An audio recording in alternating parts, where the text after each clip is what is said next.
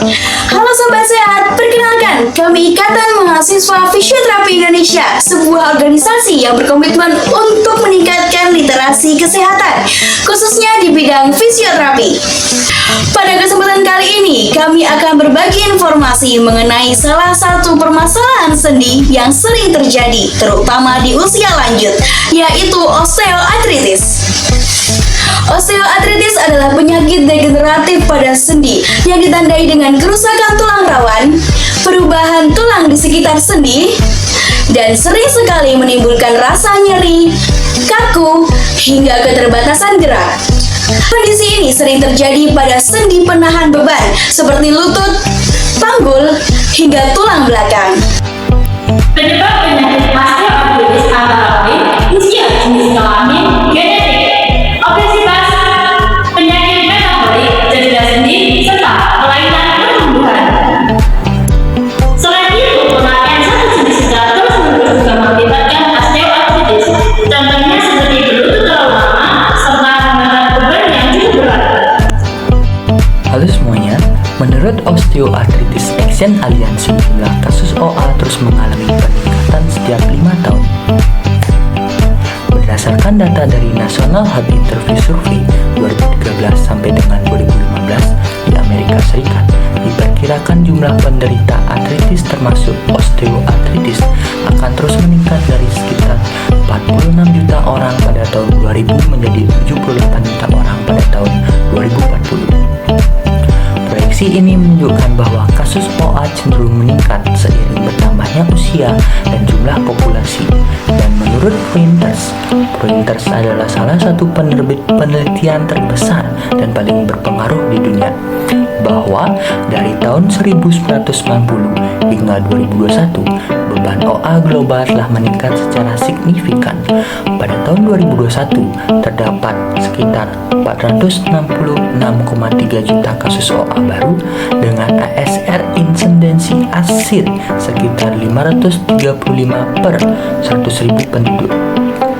Prevalensi OA mencapai sekitar 606,9 juta kasus dan Dali meningkat menjadi sekitar 213 juta. Beban OA secara signifikan lebih tinggi pada perempuan dibandingkan dengan laki-laki, sebagaimana tercermin dari ASR insidensi, prevalensi, dan DALIS yang lebih tinggi terkait dengan OA. Pada tahun 2021, ASR insidensi berkorelasi positif dengan regio STI.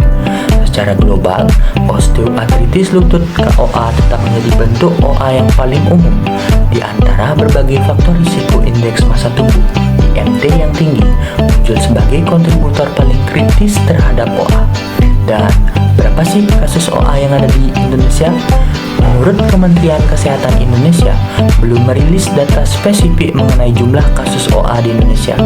Namun, prevalensi OA di Indonesia diperkirakan sekitar 30% menurut rso.go.id dan 24,7% menurut Fakumi Medical Journal. Sekian dari saya ucapkan terima kasih. Ini saya akan melakukan penanganan kasus fisioterapi pada pasien OA.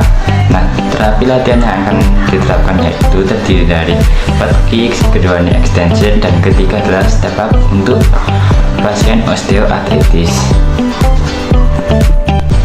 Latihan step up atau menaiki tangga bermanfaat untuk memperkuat otot tungkai, terutama pada otot paha dan betis. Gerakan ini membantu meningkatkan stabilisasi sendi lutut dan kemampuan fungsional sehari-hari, seperti menaiki tangga.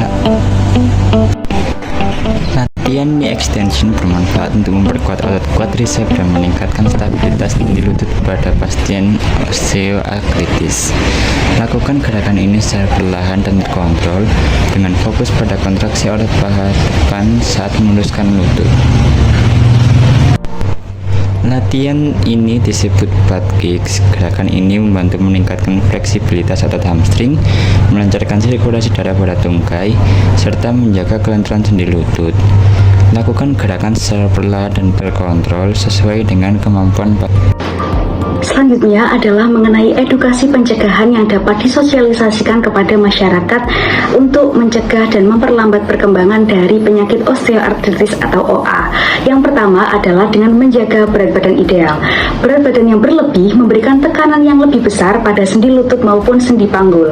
Nah, dengan kita menjaga berat badan yang ideal, risiko osteoartritis dapat berkurang. Yang kedua adalah tetap aktif dalam berolahraga. Pilih olahraga yang low impact seperti berjalan cepat, bersepeda, maupun berenang. Dan jangan lupa untuk melakukan pemanasan sebelum olahraga serta pendinginan setelahnya agar sendi tidak mudah untuk cedera. Yang ketiga adalah memperkuat otot penopang sendi. Otot yang kuat akan melindungi sendi dari beban yang berlebih. Lakukan latihan kekuatan sederhana, misalkan squat ringan atau latihan dengan menggunakan resistance band. Kemudian, latihan yang cukup rutin dalam beberapa kali seminggu untuk hasil yang maksimal. Yang keempat adalah dengan melindungi sendi dari cedera. Gunakan teknik yang benar saat mengangkat benda yang berat. Hindari gerakan yang berulang yang memberikan tekanan berlebihan pada sendi. Dan bila diperlukan, gunakan alat bantu seperti pelindung lutut atau tongkat yang mengurangi beban secara langsung. Selanjutnya adalah mewaspadai dan mengendalikan faktor risiko lain yang dapat memperparah osteoartritis dengan cara mengendalikan kadar gula darah dan tekanan darah dalam tubuh, sebab masalah metabolik juga dapat mempengaruhi kesehatan sendi. Segera periksakan diri ke tenaga kesehatan bila mengalami nyeri sendi agar penanganan dapat dilakukan sejak dini. Jadi, pencegahan osteoartritis bukan hanya tentang menghindari nyeri, tetapi juga menjaga kualitas hidup kita di masa yang akan datang. Ingat, mencegah lebih baik daripada mengobati.